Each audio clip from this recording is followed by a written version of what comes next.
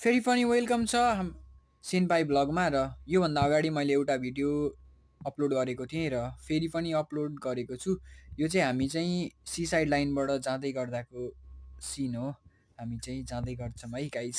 एकचोटि यसबाट गएर हामीले स्टेडियमभित्र चाहिँ छिर्यौँ, त्यसको चाहिँ हामीले भिडियो बनाएको छैनौँ, सरी गाइज। अनि भित्र छिरेर हामीले यो चाहिँ एउटा ट्युब जस्तो छ र पुरै मास्तिरपट्टि चाहिँ माछाहरू हिँडेको हुनाले एकदम लास्ट रमाइलो लागिरहेको थियो त्यति बेला।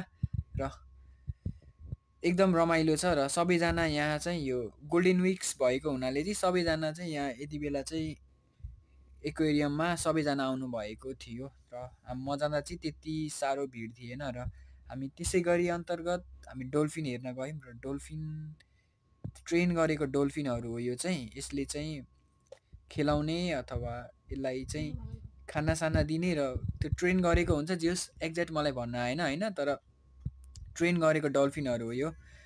र त्यस्तै गर्दाखेरि चाहिँ विभिन्न परिकारको अथवा विभिन्न के भन्छ माछाहरू चाहिँ राखिएको थियो यताउता। हेर्दा हेर्दै कति बेला दिन गयो नि थाहा भएन। र गर्दा गर्दै हामी चाहिँ 3-4 घन्टा नै बितेको थियो।